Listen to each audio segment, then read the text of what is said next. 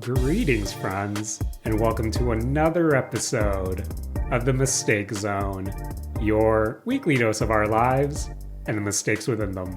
My name is Jaron Wade. Joining me, as always, one of my best friends in the whole wide world, Matt Alba. Hey, Matt. Yo. How are you doing? Yo, I'm doing good. Matt, that's great. We're here. Another week full of mistakes, I would guess, based on the title of our pod.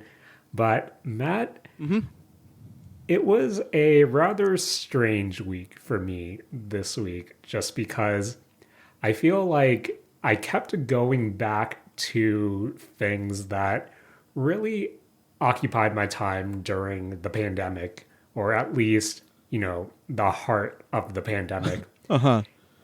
And for one thing, the reason I bring this up is I've been playing a game that was such a pandemic game for me, and I also associate with, I guess, mid-pandemic. I'm not actually sure when the pandemic technically ended, Matt. I don't know what time is, but more on that a little later.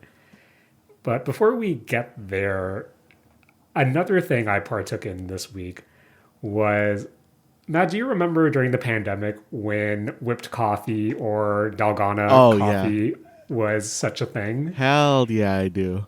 And I know when that went viral, I did not have I didn't have a stand mixer, I didn't have a hand mixer. Matt, I'll admit it, did not have access to a good whisk at the time when this thing came out. Matt, I associate early pandemic with Animal Crossing, New Horizons, of course. Yeah. And whipped coffee, Dalgona coffee.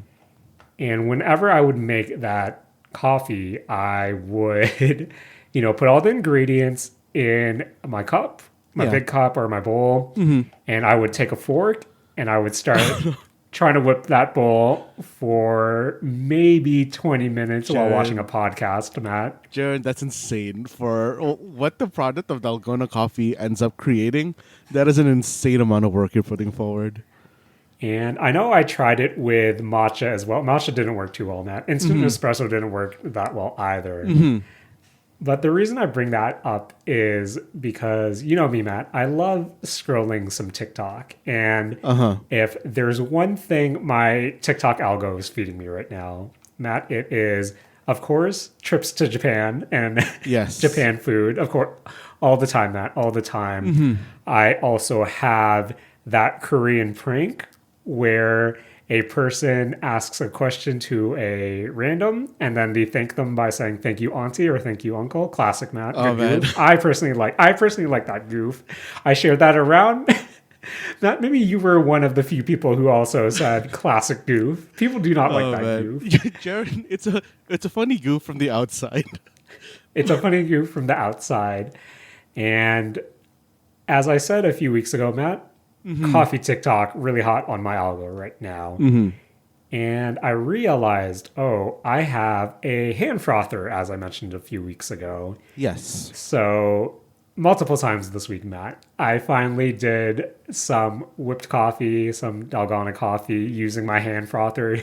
It takes me a tenth of the time I would usually take when making it, and that has been my week. Matt, bringing myself back to that pandemic mindset of having whipped coffee in the afternoon, just because I can, Matt, just because I can, Matt.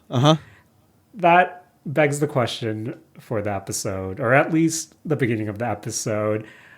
What pandemic food crimes did you commit a few years ago?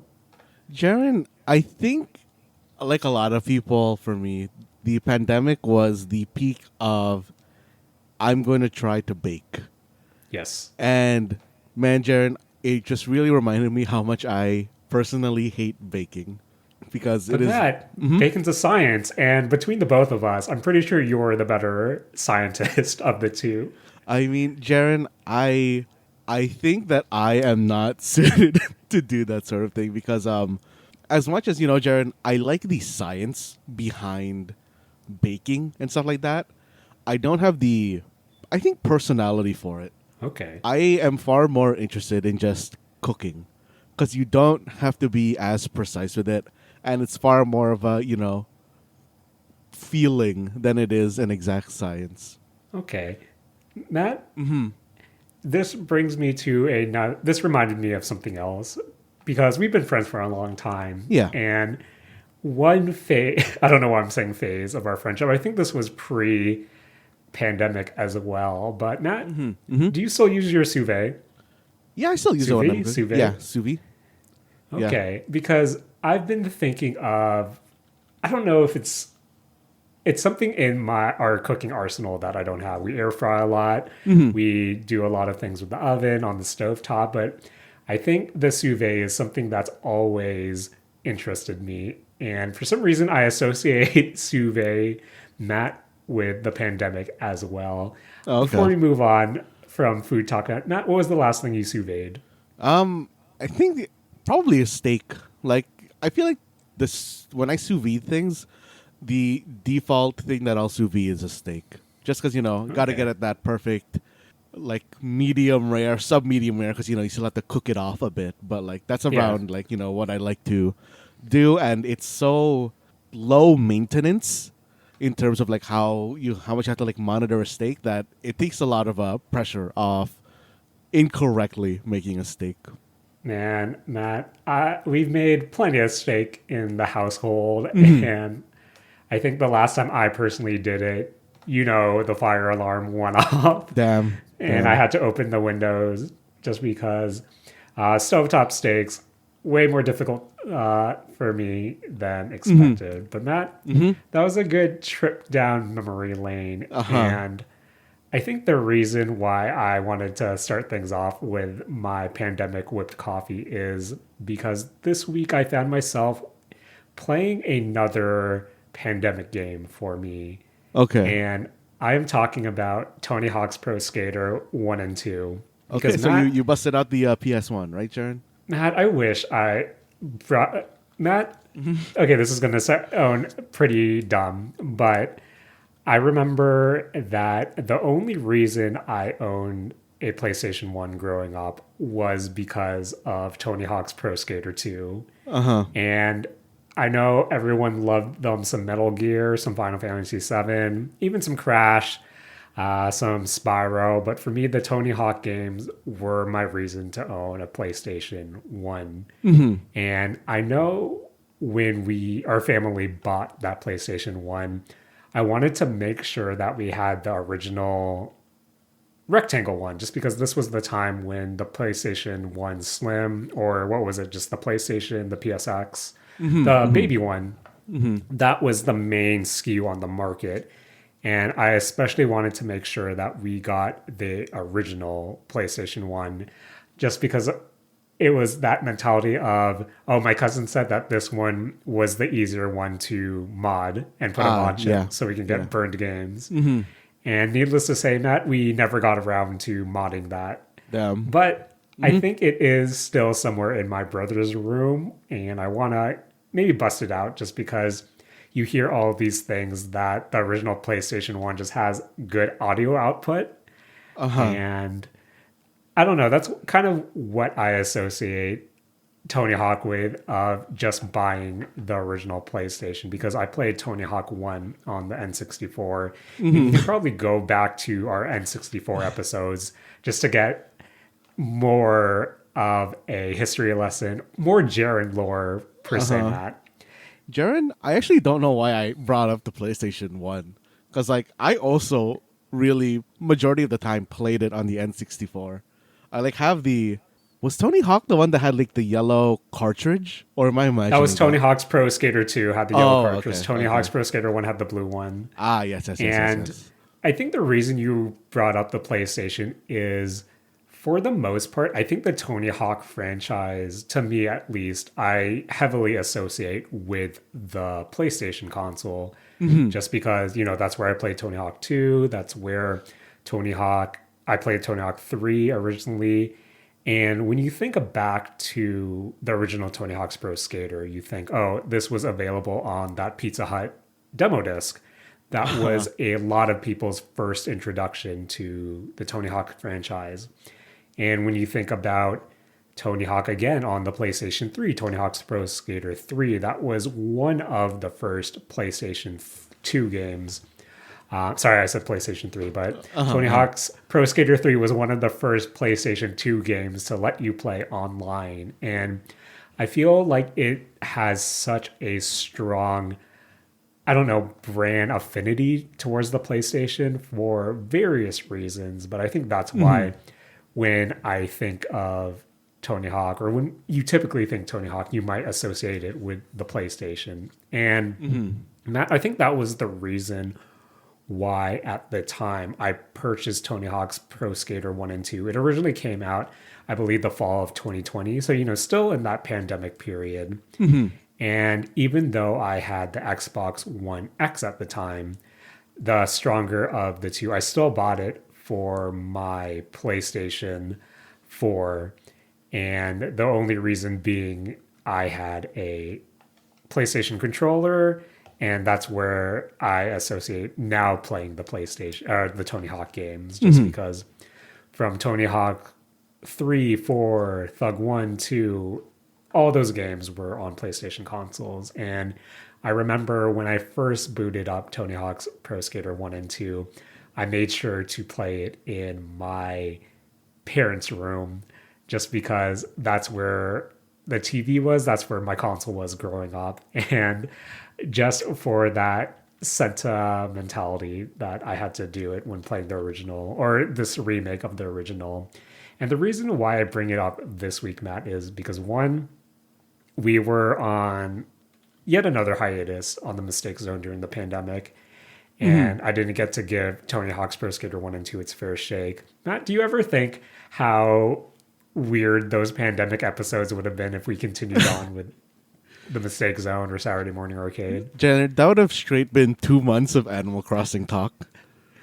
Oh man, Matt, what could have been, but Tony Hawk's Pro Skater 1 and 2 also just recently came out to Steam, and I also believe it's also available on PlayStation Now, or one of the PlayStation services, where a friend of mine, he is playing the game for the first time. This is his first introduction to the Tony Hawk franchise, and he's been, talking to me about his experiences, and that made me want to go back to playing Tony Hawk's, just revisit this game, just because, again, that's speaking about ages ago, we finally saw the conclusion of the Microsoft Activision acquisition, with Phil Spencer posting on October 13th that entry on news.xbox.com welcoming the legendary teams at Activision Blizzard King to Team Xbox, Matt. So I feel like this all came together for me to revisit Tony Hawk's Pro Skater 1 and 2. And just right off the bat, Matt, I wanted to highlight how great a remake of the classics games this is. So, of course, this is a remake of the first two games, and not only does it include all the classic levels, pretty much all the pro skaters and most of the original soundtrack, but it also brings in new skaters, new songs, and I like how they didn't just stop at 1 and 2, but incorporated, reverts from Tony Hawk's Pro Skater 3, spine transfers from Pro Skater 4, and a lot of the more modern movesets to really make the trick system itself feel complete. Just because even if you were to stick to 1 and 2 and just have, the manual up to the manuals at some point, I feel just with muscle memory and how the games have developed over the past, 2 decades now, it makes sense just to incorporate at least all the core moves and trick systems and mechanics. And I do like how right off the bat you can say, hey, when I'm playing through Tony Hawk's Pro Skater 1, I just want all the Tony Hawk 1 mechanics. When I'm playing 2, I just want all the 2 mechanics, or I just want everything. So it still allows you to be true to the original Tony Hawk experience, but I honestly do think incorporating everything, at least up to around 4, really does make it feel like a modern version of these classics. But at the same time, Matt, this is a complete remaster of the first 2 games. There are a few, sacrifices that had to be made, especially when you're trying to license music. You can't necessarily get everything. There are a few Yeah. tracks missing that honestly bummed me out a lot, especially at launch, mostly on the Tony Hawk 2 side. But at the same time, we didn't get Spider-Man, the secret character from Tony Hawk 2. That makes sense.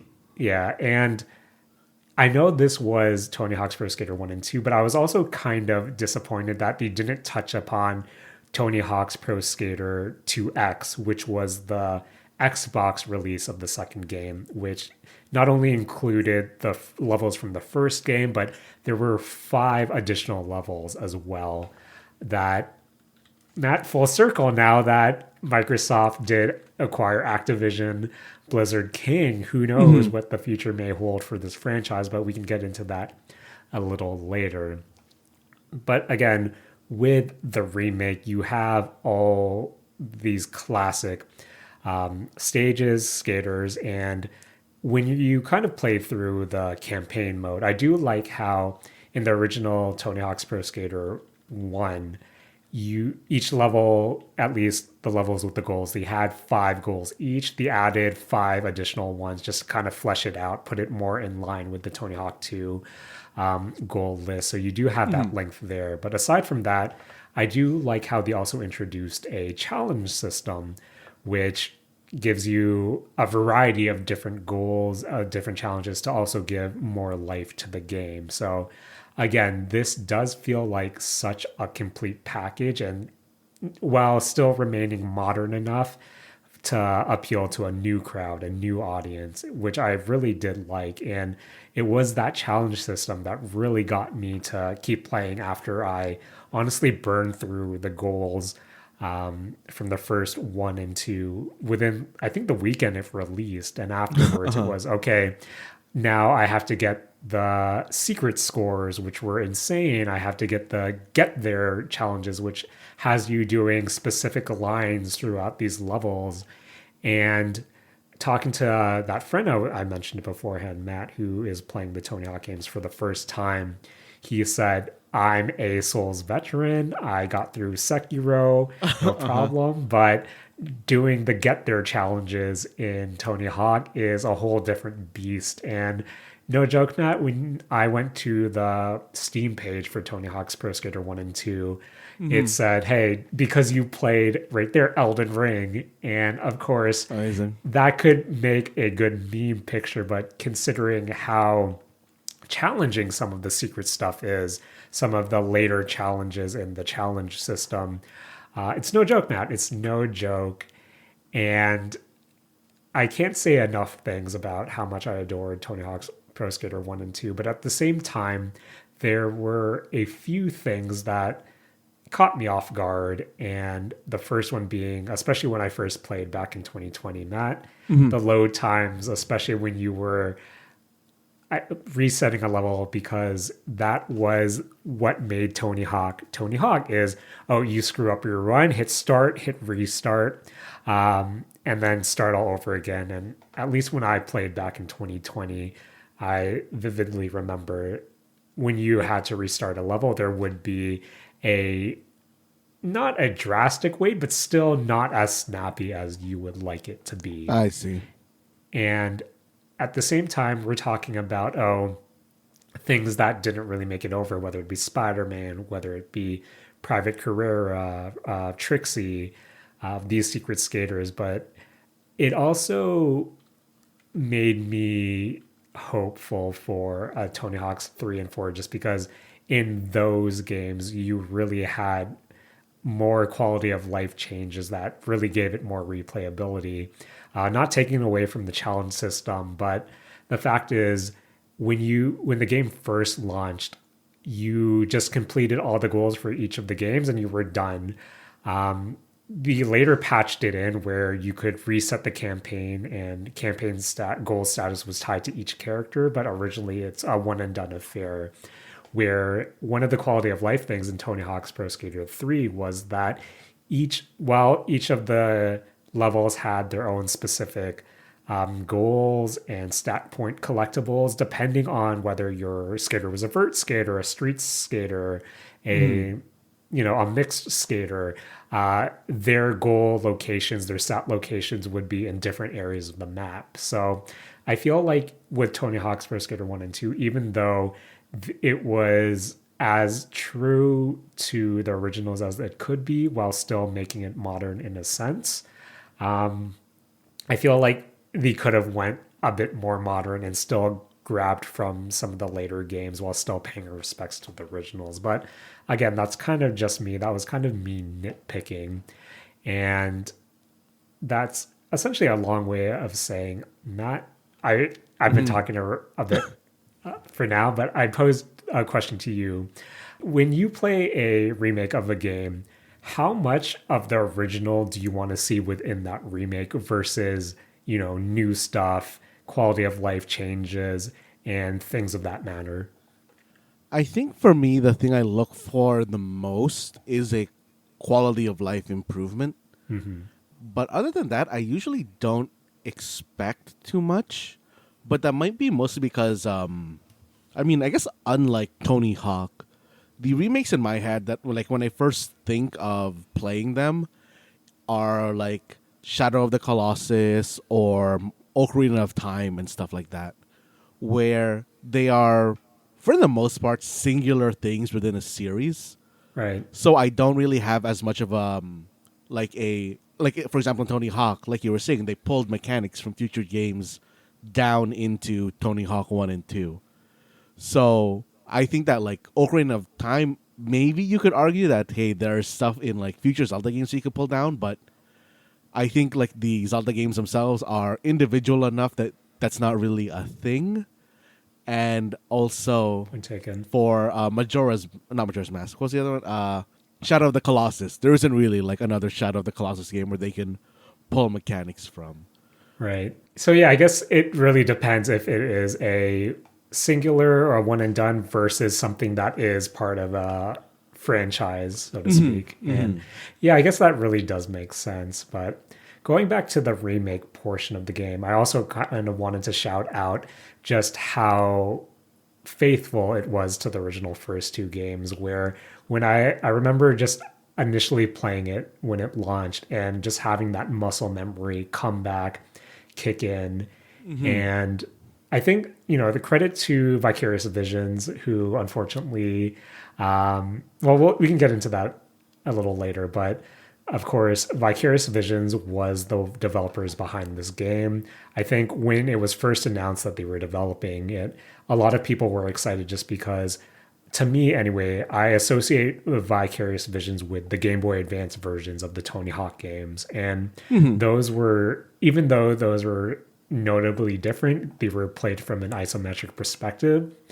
They were really faithful ports, or as much of a port as you could onto the Game Boy Advance.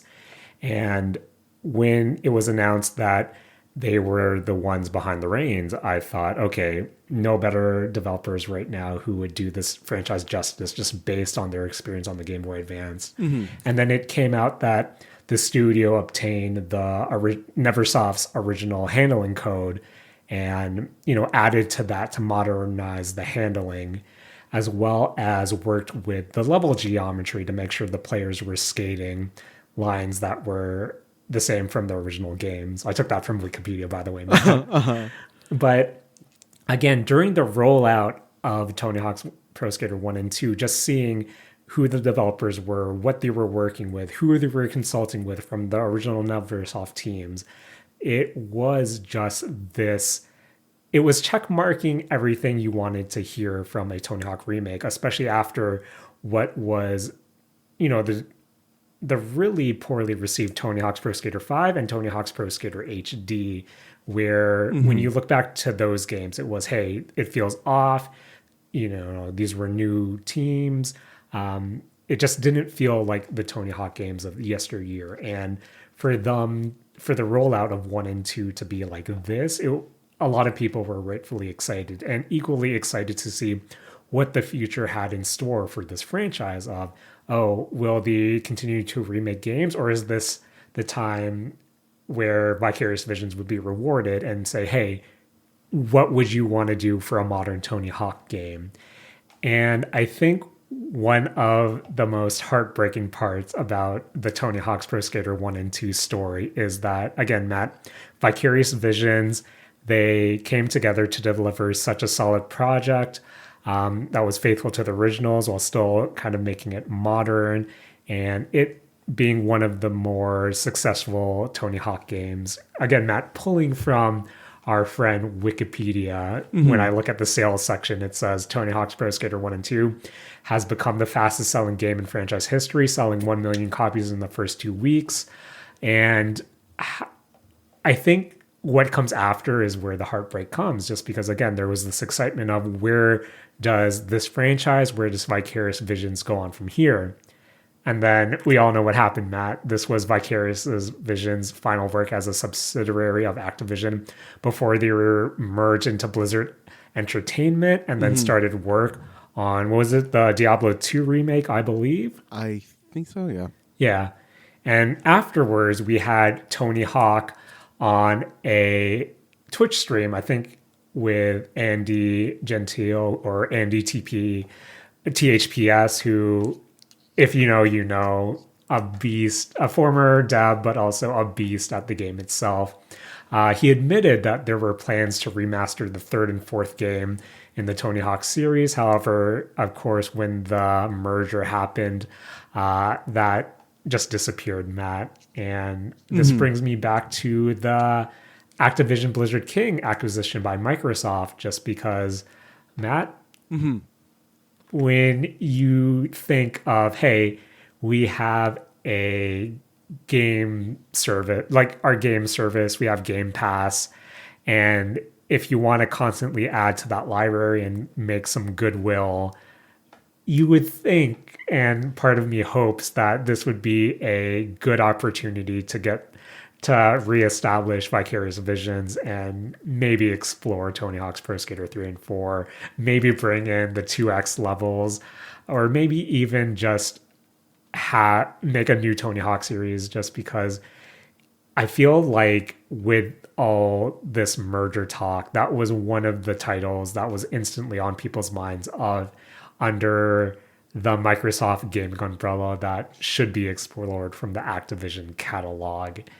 And again, it's hard for me to really talk about the merger just because, again, Matt, I feel like you can go to any video game outlet, video game podcast, and just have discussions about the really cons of consolidation and mergers and big corporations. But even with the ethical questions at hand, I'm still also a person who can be a child, Matt, who grew up with these games. And as much as things like consolidation and big corporations does make me, take a step back and say, how good can this be?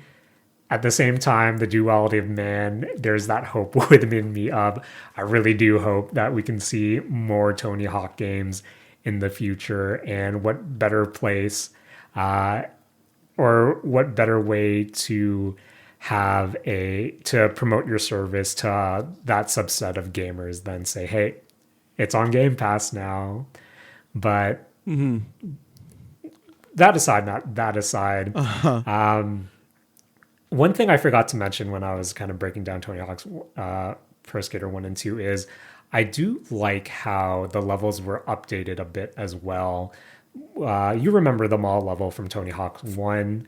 I do like how it was really stylized to look more aged, more abandoned. And I think my favorite parts about the game, speaking about the pandemic period, is you would also see signs about wearing masks and social distancing. And it was it felt a lot more topical than you would think, where, oh, this game literally takes place during the pandemic to explain why there aren't any NPCs around. Just because, Oh, sure, Tony Hawk 1 and 2 didn't have NPCs, but just having those little things inserted to kind of explain why, oh, in our updated game, we still don't have NPCs. Uh, it was, it, it, it, it, sorry, Matt. It's really, it kind of made was really mixed to me just because, oh, you're taking this big worldly tragedy and contextualizing it in its game where, again, Matt, the duality of man, it was really hard for me to kind of think, oh, is this in good taste or, but again, I digress, Matt. yeah, it's really weird. Like, Jaren, I don't know if you've Yep. seen. Have you been keeping up with like The Simpsons in general? Apparently it's good again, but I haven't watched The Simpsons in forever. But what's up, Matt? So, kind of related to what you were bringing up about Tony Hawk remake having mentions with the pandemic, is that The Simpsons has always kind of lived in a sort of 90s time limbo for the most part. Yes. And apparently, in like more recent episodes of The Simpsons, I think that's been rubbing a lot of people off, or like rubbing people the wrong way, is that when they flash back, they're flashing back to the 90s or something. Right. Like, I think one of the ones that was really, like, I heard about a lot of people getting mad about is that a kind of more recent episode flashed back to Marge in high school, and it was it was her being in high school in 1999, which threw a lot of Oh, people off. right. Yeah, that's strange, Matt. Just because I loved The Simpsons growing up. Matt, two things live rent free in my head. One is Mulk. I love the Mulk I love joke. Mulk. Oh man, that was such a good goof. And two is, remember that episode where they went to the beach house and Lisa makes the cool new friends? Oh yeah, yeah, yeah. And at the end, Millhouse signs her yearbook, Oh like "See you in the car" or something.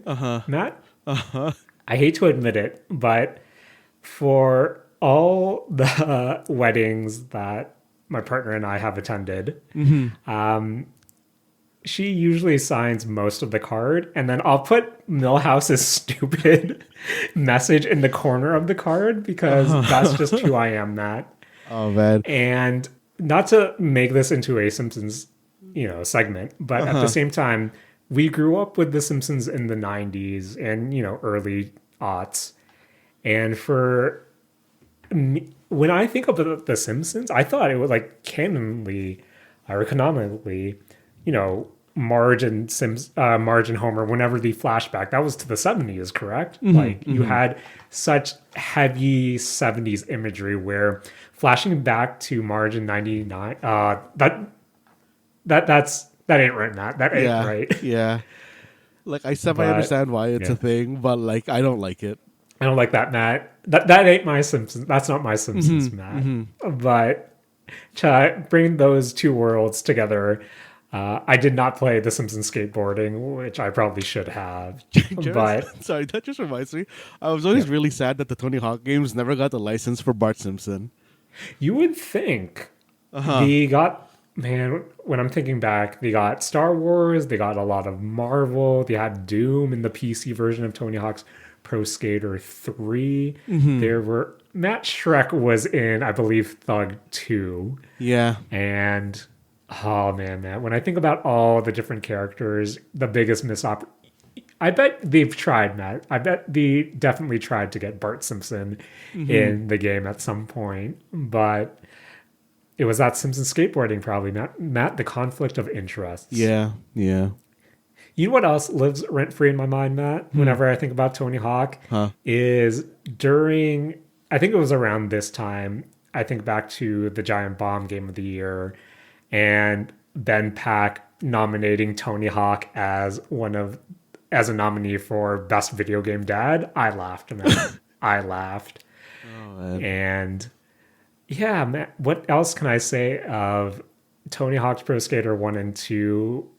That and Animal Crossing New Horizons definitely remind me, or my pandemic games. And with the Activision acquisition from Microsoft, I'm really curious to see how much of, you know, because to me, when you have such a massive acquisition, you have such a big deal that will always, you know, attract criticism again with consolidation and monopoly and, you know, the like. And I also feel like this acquisition has been up in the air for so long where it's gotten to the point that people just, well, it's over with, but before it was fully closed, it was, can this just happen and go away from our news cycle? Which also speaks, which also we shouldn't get into. But at the same time, when you're trying to get goodwill from a purchase like this, I feel like Tony Hawk is a good play for that heartstrings pulling and to get to beef up your Game Pass service. But who knows what will happen moving forward, Matt. But at the same time, Matt, how do you feel knowing that Crash Bandicoot is now a Microsoft mascot? That's weird. I'm looking forward to when like a new Crash Bandicoot like game reveal, and he has like a Master Chief helmet on or something. Oh man, Matt. But yes, Tony Hawk's Pro Skater 1 and 2 is a game I adore. And Matt, I do think it is the Dark Souls of extreme sports games. Oh man. Jaren, with the whole Microsoft Activision acquisition thing happening, if they put Guitar Hero on Game Pass and they also launched a new guitar peripheral, do you think you'd buy the guitar peripheral? Matt, I know licensing would most likely prevent any Guitar Heroes, Band Heroes, DJ Heroes from coming back. But now hear me out, Matt. Hear me out. Remember Guitar Hero Live, one of the last rhythm games we talked about on Original Saturday Morning Arcade? Essentially, that service where you would jump in and then play whatever song was playing, or play along to whatever song was playing during their rotation or whatever. Yes. Matt, when you have a live service like Game Pass, I feel like a Guitar Hero equivalent of that would definitely at least be considered at this time. And I feel like, okay, to answer your question, Matt, if they released a new guitar peripheral, would I buy it to play it on Game Pass? Yes. Yes, I would. Because I am an asshole. And if they released a DJ peripheral, because hey, DJ Hero Live is now back, I would get that as well. Oh man. Oh, Jared, did you ever get that your DJ controller working with I can't remember the name of that or whatever. Yeah. Did you ever Rhythm, actually. No, I did not. That was too much tinkering. No, that was too much. Yeah, too much tinkering for my tiny small brain. When I could just go back to playing Tony Hawk's Pro Skater 1 and 2, Matt.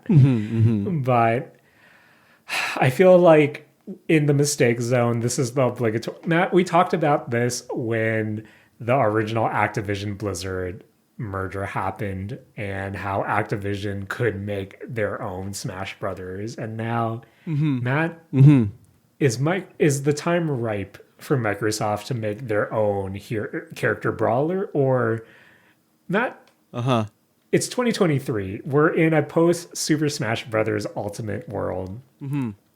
What's your... How do you feel about this character brawler or hero brawler, party brawler, whatever you want to call it? What do you think of that subgenre of fighting games? And do you even want to see a new entry? Do you want to see a new publisher platform specific one? Jaren, I grew up on Smash Bros, so that's basically just a game that has a lot of just like memories in my heart. And I will always love that series. Once they 100% put out the Smash reboot on the next, like Switch 2, I'm going to buy it. I'll play it for, I don't know, a week to unlock everybody, and then it'll live just, installed perpetually on my Switch 2 because, Jaren, you heard about how the Switch 2 is going to get two SKUs, right? Yep. Of the physical and digital only. It's Yes. always just going to live in my digital only Switch 2, which I think is the way I'm going to go. But, Jaren, I don't want a new, I guess, like, publisher or any franchise-based party fighting game. Yeah. But I always love to see just random properties mashed together. And with Microsoft and Activision now having a thing, I honestly just really want to see, I don't know, like Master Chief and Crash Bandicoot and like Tony Hawk. Yep. And who else? What's another? Microsoft Blinks the Time Sweeper in like one just like death brawl match. I think in a post Super Smash Brothers Ultimate world, I think I can finally admit it to everyone that I think the lead up to the release of a mashup fighting party brawler is way more entertaining to me than the actual game itself. Where I think the possibility, the who's going to be announced next, the wish list, I think that zeitgeist to me is infinitely way more entertaining than actually playing the game in my sick and twisted brain. Jeremy, for me, honestly, it doesn't even have to be a party brawler. It just has to be, I don't know, some kind of nostalgic game that has a cast of characters. Yes. Because I was very, very, I don't know, as someone who's never even touched the series for the past, I want to say like 3 or 4 games, I was heavily invested in seeing who they're bringing back for Mortal Kombat. Yes. I think for me, I've gotten to the point where anything that has a roster of characters is infinitely more entertaining to me than the actual end result. Just because I love to see who, as you know, going back to Mortal Kombat 1, I love the rollout of their characters. I love the rollout of their DLC. I'll always follow leaks. I want to see who's being speculated and all that stuff. That's great to me. But when the game finally comes out, it's okay. Yeah. What next? It was the same with Multiverses, and with that relaunch coming, I don't know, sometime next year, I think I'm never going to touch Multiverses again, Matt. But every thread, every reveal, I'll watch the trailer, I'll look at, and then say Nickelodeon All-Star Brawl 2, every thread, every character reveal, I look, and that game's a mess. Like All-Star Brawl 2, you have characters Cat Dog's not returning, Powdered Toast Man's not returning. I think the DLC was leaked, and it's like the game features 3 firebenders, but there's no like earthbender from, the Avatar franchise. Oh, that's weird. You have Bebop as apparently one of the DLC characters and No Rocksteady. Also weird, Matt. And I think the word on the street right now for Nick All-Star Brawl 2 is, wow, everyone can't wait for the third one already, huh? Because, they're probably going to pull everyone here, try to do that Smash Ultimate thing. But once again, Matt, I digress. In 2023, as with the Microsoft Activision acquisition and considering who they... now they're in good company with ZeniMax, Bethesda, what we have, name forgets me, but you have all these properties and they can all come together for a party brawler. They can all come together for a kart racer. And I'll definitely look with interest, but probably the end result, I'd play for a few hours on Game Pass and never touch again. But that was a long way of saying, I really do hope they remaster 3 and 4 because I love me some Tony Hawk. Best video game dad. Hey, Matt.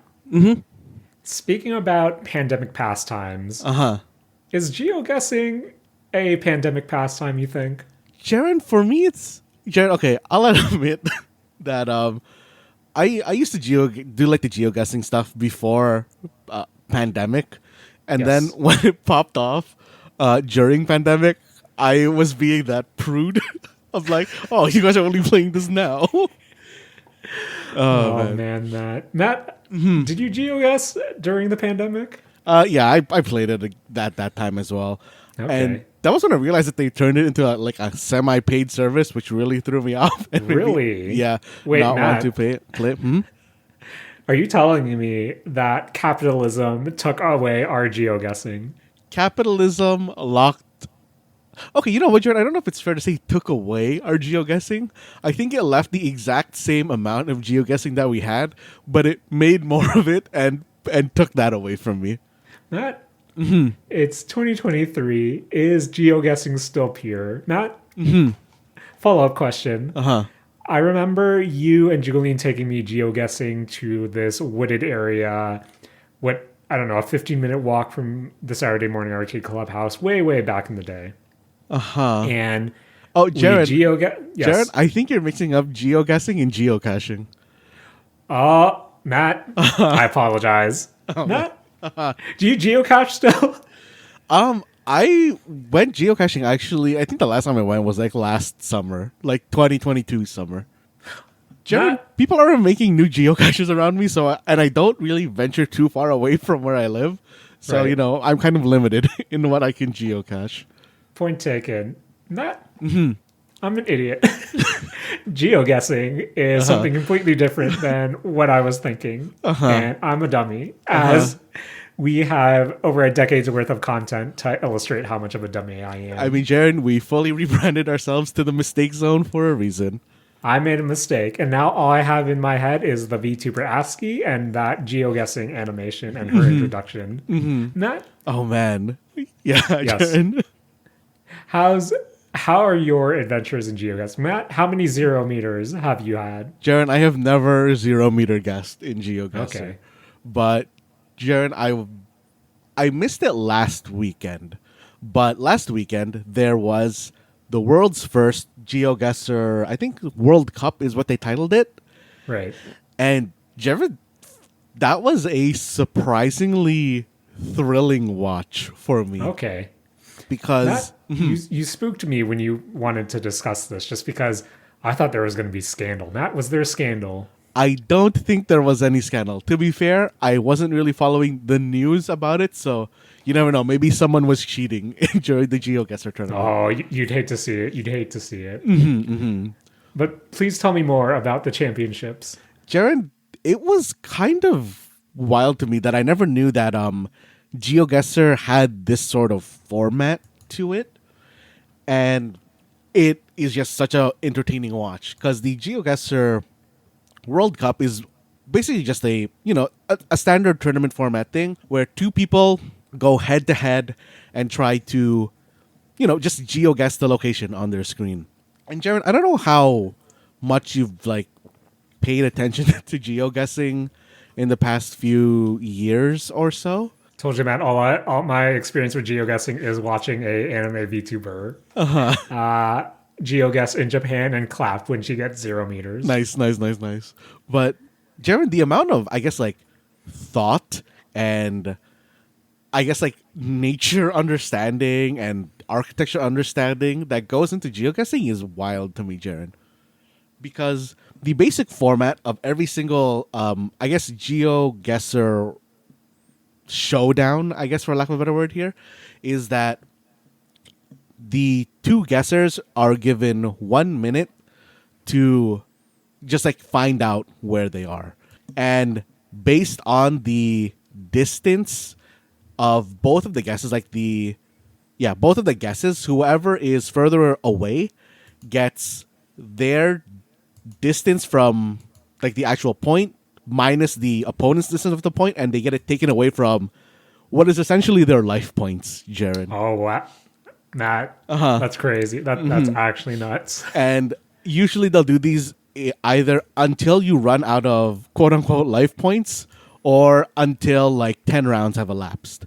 And each round, like the amount of damage that you take from the difference of your guesses goes up by like a multiple of 0.5. So like the first round is like 1, round 2 it's like 1.5, round 3 it's 2 times damage, and that sort of thing.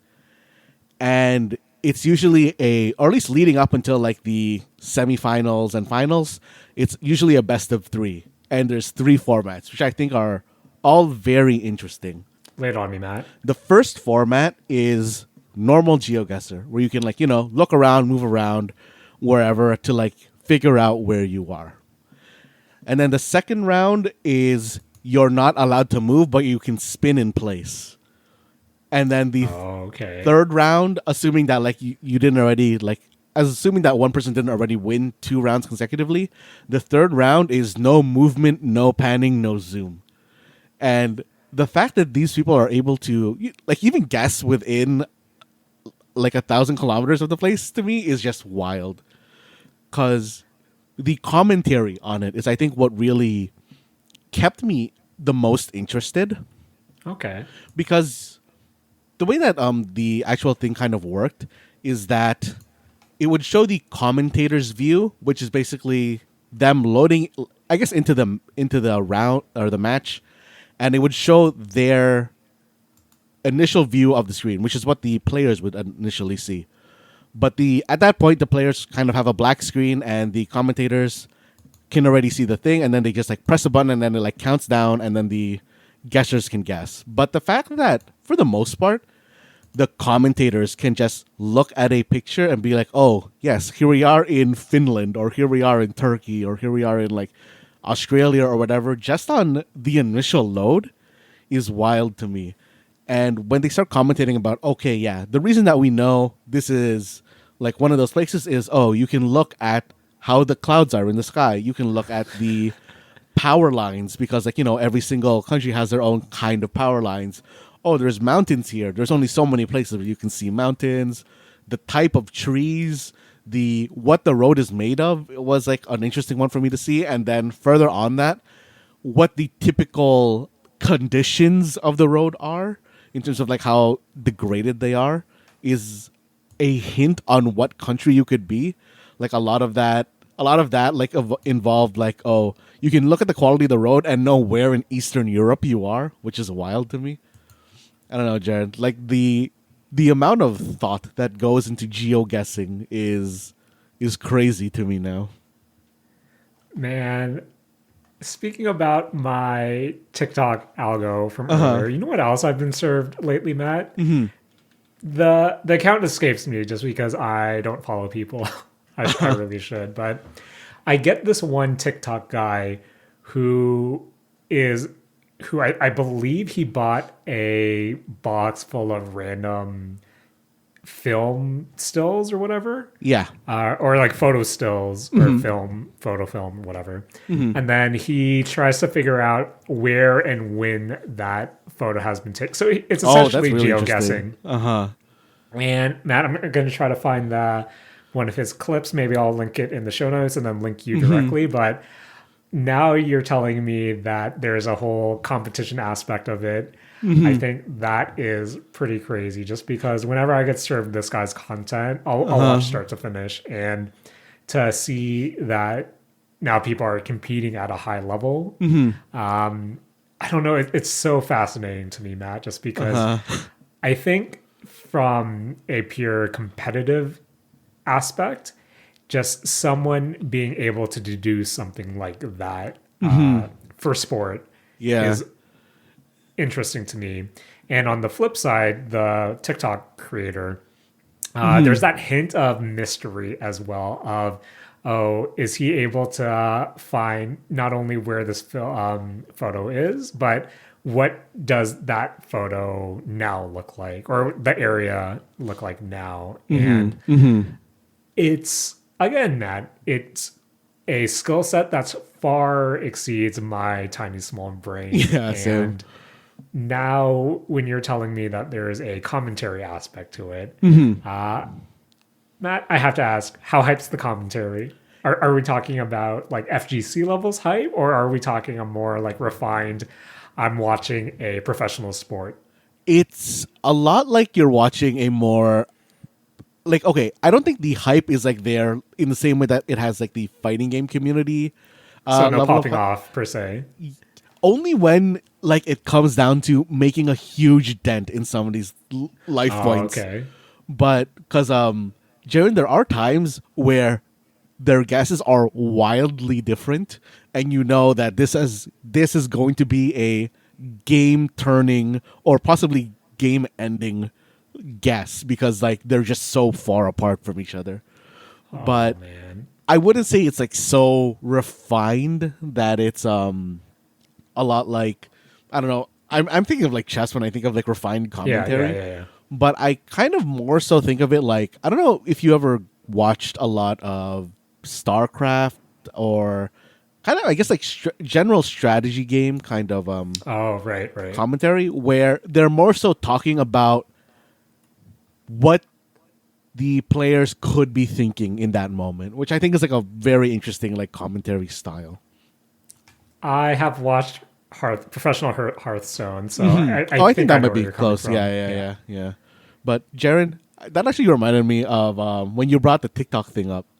Yeah. I don't know if you ever saw like this whole TikTok thing where there was somebody who in the Geoguesser community who was like pretty popular, and there was a TikTok that went, I guess, like TikTok viral, where someone bought, I think it was like an egg sandwich or something, and the whole TikTok was with them like saying, "Oh, this is the most amazing egg sandwich, and I'm not gonna tell you guys where I got it because you guys are gonna Amazing. like go Yeah. there."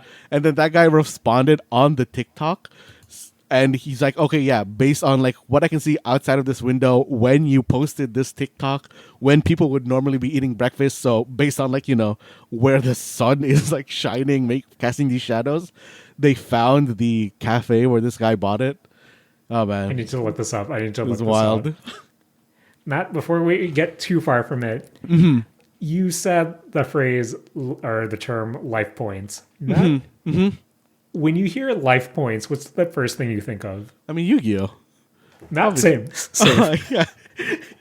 When you said life points just now, I immediately thought of a dual disc. And this whole conversation has been contextualized as a Yu-Gi-Oh! Duel. Oh man, Jared, I honestly would not be surprised to see a Geoguesser anime at some point in the future. I hope that, I don't know, for Geoguesser World Cup Season 2, for some reason they contact ASCII as the I hope mascot. Matt, you can only dream. You can only dream. But Matt, is there like a clip or a match you recommend for anyone to check out? Honestly, I yeah. could not say. Like I was kind of just like watching it as a whole, and almost any match is, I thought, like pretty good. Like you can jump in anywhere, and because of how the commentators do their commentary, you can really get a sense of how people are thinking.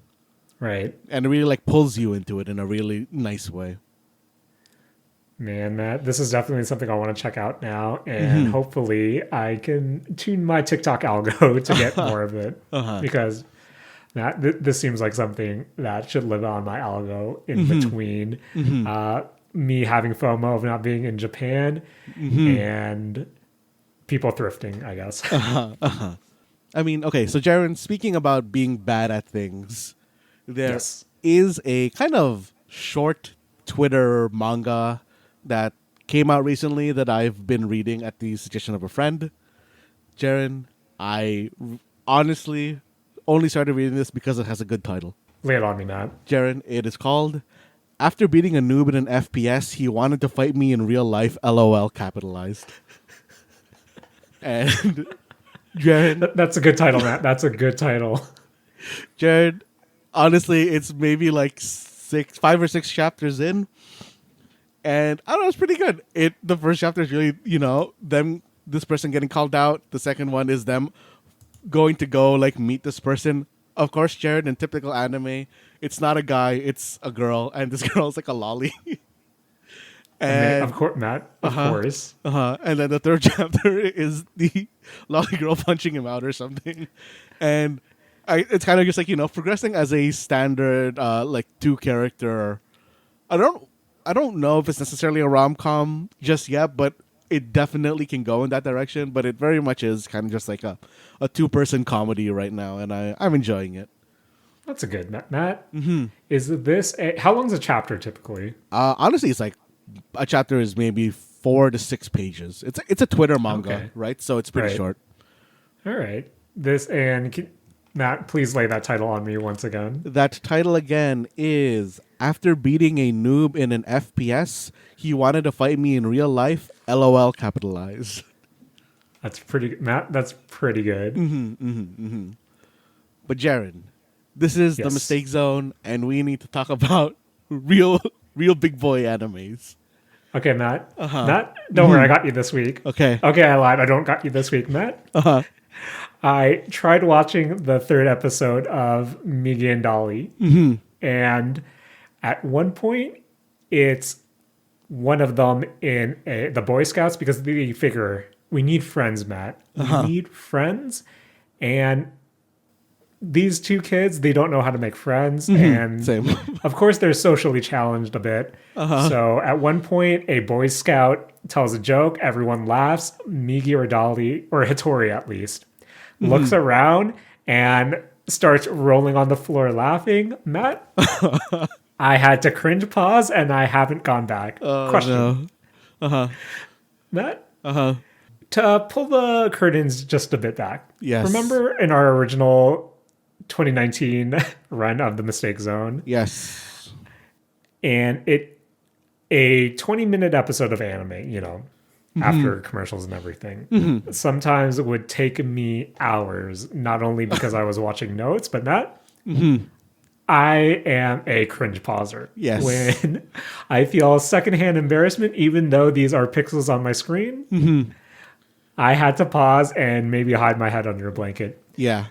Before you get to your big boy anime, Matt, I need to ask you a question. Matt, how bad is your cringe pausing, and when was the last time you cringe paused?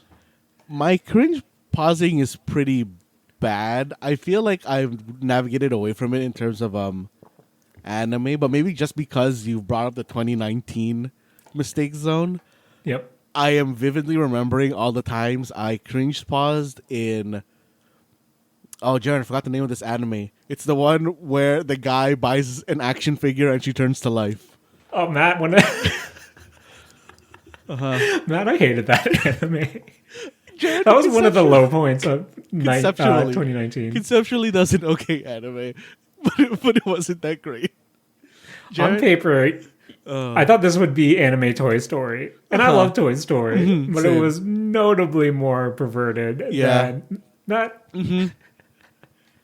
I say some really questionable things to you. I share some really questionable things to you. But even that anime was weird, Matt. That anime was weird. Jared, I think it's worse, even actually very recently for me.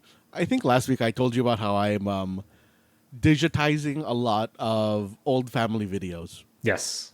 Jared, I cringe pause so hard when I get to me in these family videos. And Jared, the worst part is they're not just pixels on the screen. This was me, a real life person, doing something either super dumb or like the times when I'm, just learning how to use a camera. And back when we were kids, Jared, those cameras were gigantic, so I couldn't carry them properly. And I didn't understand the concept of, staying zoomed out. I thought it's best to stay zoomed in forever. So the shakiness of all that footage is just so bad that it makes me motion sick. Jared, I had to cringe pause a lot when I was archiving a lot of these VCR recordings. Oh man, Matt.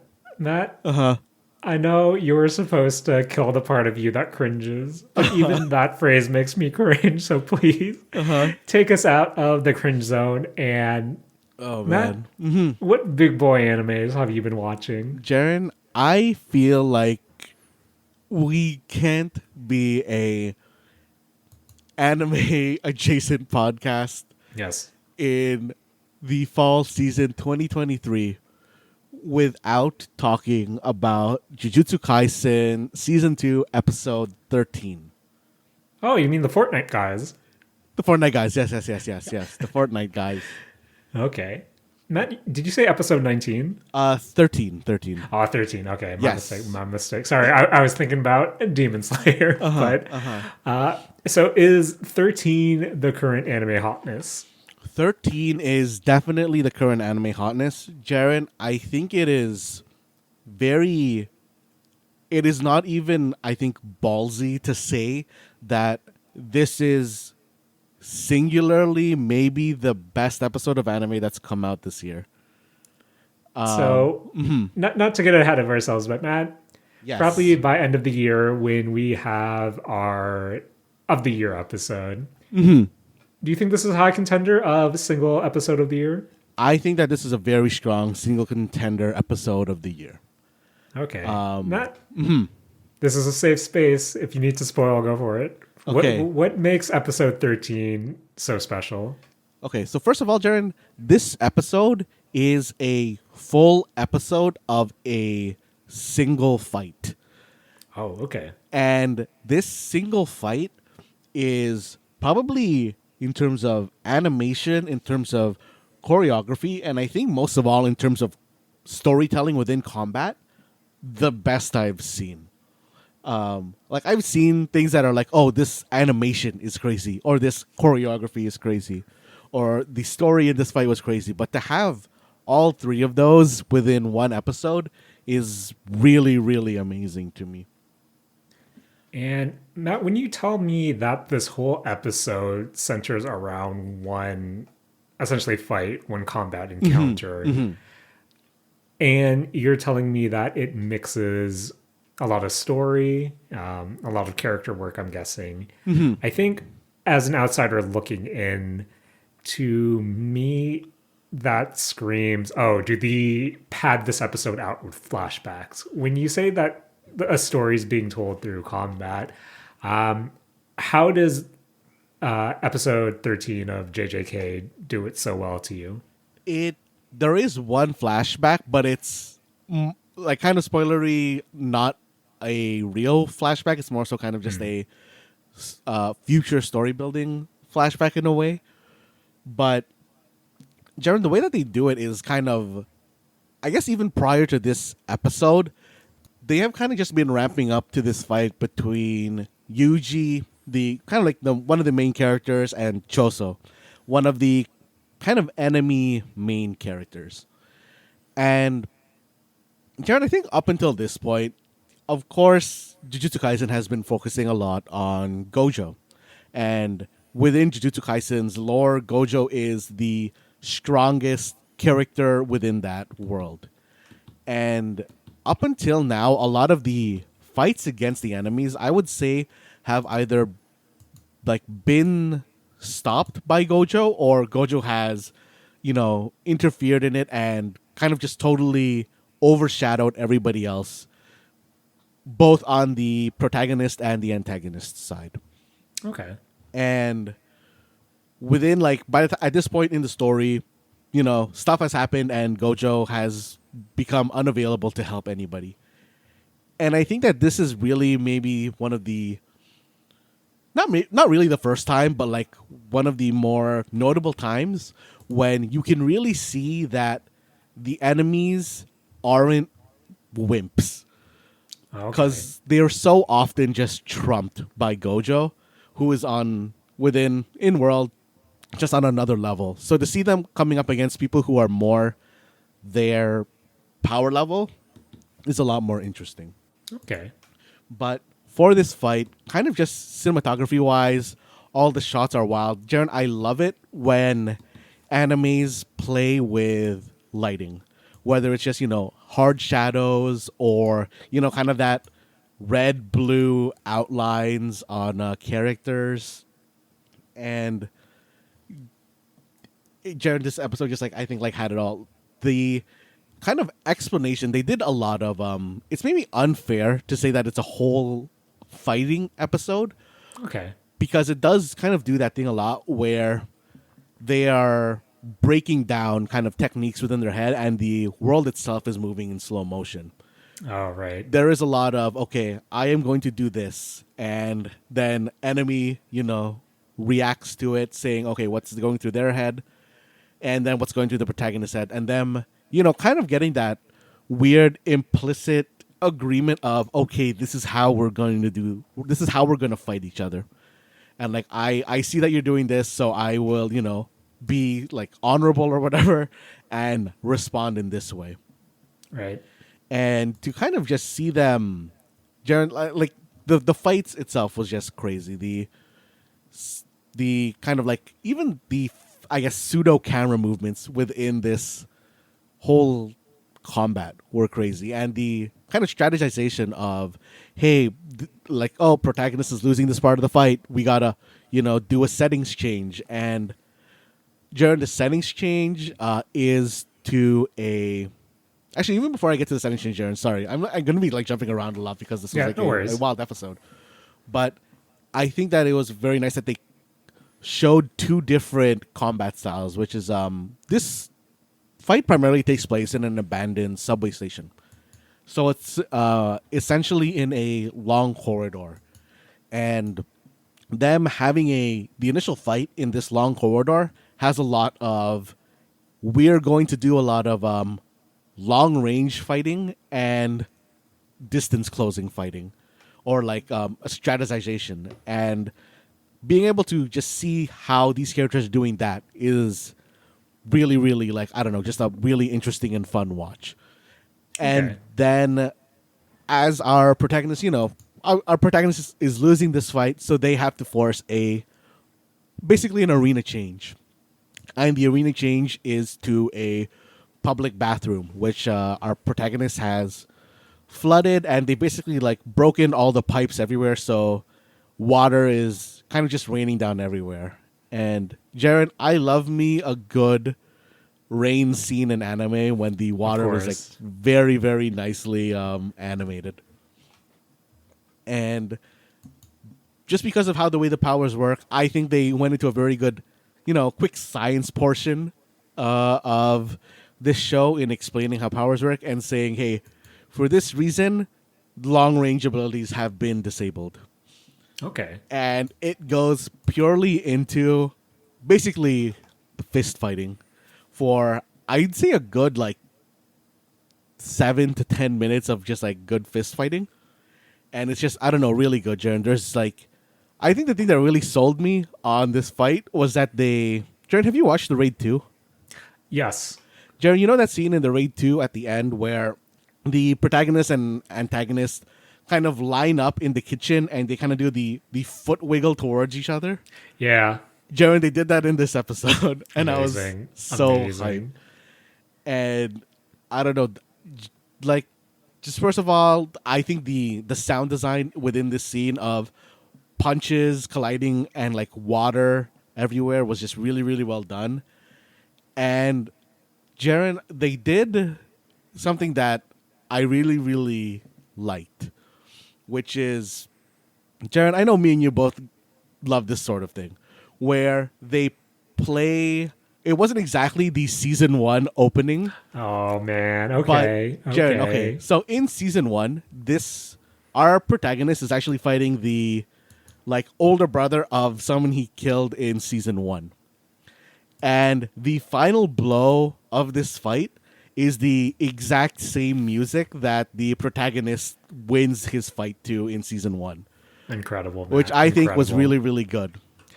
And then they cut the music, and it like at the, I guess, like where you would expect like the hardest part of that like beat to drop, and the fight just turns and the protagonist just gets destroyed. And Jaren, I just really, really loved the essentially dropping season 1 opening only to lose at that fight. And that's so good, man. I don't know, something so like Jaren, there was just so much in this episode that I thought that made it such a good episode to watch, and there's so much just like hype in it that I don't know, I think it is so worth a watch even if you haven't really paid attention to the series. Matt, you sold me on it. I think you sold me on this. And a few things I wanted to ask you, just kind of briefly glancing at all of these discussion threads. And one thing that I am seeing a lot of is just the scenery overall, Oh whether yeah. it be shots of, I guess, buildings and I guess the corridors and even the washroom to a degree. And one thing that also stood out is with a lot of the fight stills that I'm seeing, you said that it really starts off at a range, but it's these two characters really trying to close the gap. And when you're fighting in a abandoned hallway, from a feeling, one of the things that I like about a good fight choreo or a fight scene in a action film is just that feeling of kind of claustrophobia in a way where you're really in a tight space and it's your survival instincts really coming in, you trying to fight off this other person. And in terms of, episode 13 of JJK season 2, how much of that claustrophobic feeling is kind of portrayed to the viewer? I think that claustrophobic feeling is actually played pretty well to the viewer, because Jeremy, when I said that they were doing a long ranged fight, it was more so I guess like that's the range the fight was taking place, but it's more so the protagonist getting shot at, because the enemy's like at that point primary form of attack is in essence like a sniper laser, and Right. the protagonist doesn't have a long ranged attack. So a lot of it really is kind of playing with the straightforward nature of a kind of like sniper shot and the long hallway nature of it. And I don't know, it felt really like constrained in the sense that, oh, you really as a protagonist only have so much room to play with. Right. Okay. And Matt, I'm seeing all these, just great sweeping shots of the environment. And Matt, I have to ask,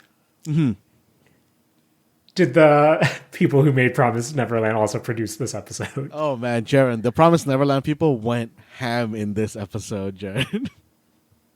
That's good, Matt. That's a good. Like Jaren, And I think it's yep. to the point where I would say the Promised Neverland people and the Demon Slayer people teamed up for this episode. Another, I think, sentiment that I'm seeing about this episode as well, Matt, is just in general how fast paced this episode was, not only in terms of the fight itself, but also just how much of, I guess, the manga this episode really covers. Where, Matt, are you reading the manga as well, or are you just an anime boy when it comes to JJK? I've been like reading the manga as well. I'm a couple episodes behind of current, but Right. yeah. So could you speak to that notion of that even something like this covers a lot of the manga, or is it fast paced in that regard? I'll be honest with you, Jaren. I can't really remember. Like, I do remember this whole fight in the manga, Yeah. but I can't exactly remember how many chapters that fight was. Okay. But like, this Yeah, was yeah. like a very pinnacle fight within there, or important fight within the manga, and like, yeah, I Okay. do remember. I just can't remember how many chapters it covered. So I think Matt, I think you really sold me on this episode, and I think your notion of even if you're not following it, it's just good. It's just a good fight to watch. Yeah, it's a just good shonen, yeah. Jaren. Okay, Matt. Any closing thoughts on episode 13, season 2 of JJK? I am really interested in seeing how far into JJK's story they decide to go with this season. Like, I have a general idea, but I'm interested in seeing if they get any like more of a hype fight than this. So this is episode 13. How many episodes for the season? Is this going to be a 26er again, or are we going past that, you think? I'm honestly not sure, Jared. Like, I think that JJK is supposed to be a two-core, but its timing within the seasons was also kind of weird, where it kind of like took a break in part of summer 2023 season. Right. So okay. it might have less episodes than a usual two-core, but I'm not totally sure. Okay, fair enough, Matt. Because I know we just picked back up My Hero once again, and even I think at the part of basically where I am in My Hero is it's essentially the My Villain Academia arc, and I think after taking I don't know, Matt. I think it's been close to a month, maybe a month and a half since I last watched it. It's getting a lot. Not only am I lost, but it's kind of convoluted in a way that Yeah. I'm thinking maybe I should just switch to starting JJK at this point and maybe refreshing on My Hero before going back to it. Jaren, JJK is a really, really solid shonen product, and I think that My Hero Academia is actually kind of the last of its sort of breed in terms of kind of long running series.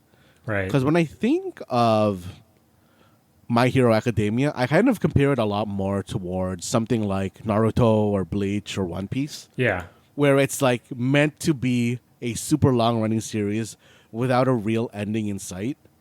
Whereas I feel like Jujutsu Kaisen is a far more, in my head, like considered a modern shonen, where they have a clear end goal in sight. I doubt that the manga is going to exceed 400 chapters, Okay. which is, I think, like a perfect amount of time for a series these days.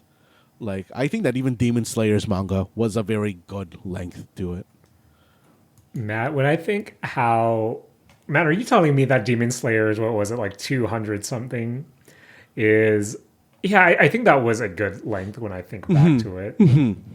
Where I should really go back to the anime as well, Matt. Not enough free time, Matt. Not enough free time. Jaren, you know what needed more chapters, Jaren? What, Matt? Jaren, every single time I opened up my manga reader website, just in my bookmarks as like one of the bookmarks thing kind of go from the oldest update to the newest update at the bottom. Right. And Jaren, always right there at the top is Bokuben at 187 chapters. Jaren, someday it's not gonna be there. Someday I'm betting I'm gonna see 188. I believe, Matt. I believe. Just like you believe that season 2, episode 13 of JJK is a good watch, Matt. And that was another beefy episode of the Mistake Zone. Not only did we talk about some old games, but we talked about some new anime, and that got to reaffirm that I am a dum-dum. But in closing, I want to thank you, as always, for joining me this week and editing this podcast. Yo, Jaren, I want to thank you for hosting this episode and keeping Tony Hawk as our best dad. Thanks, man. I want to thank, of course, Tony Hawk. I want to thank Geoguessing. I want to thank ASCII. I want to thank geocaching. And I want to thank good fight choreography, which once again, Matt, season 2, episode 13 of JJK has that in spades, I'm guessing. But Matt, this has been another pretty good episode for us. And before we started saying, hey, this might be a short one. But good conversation was had. And that means, Matt, you can now take it away. This has been the Mistake Zone, and we're all out of geocaches.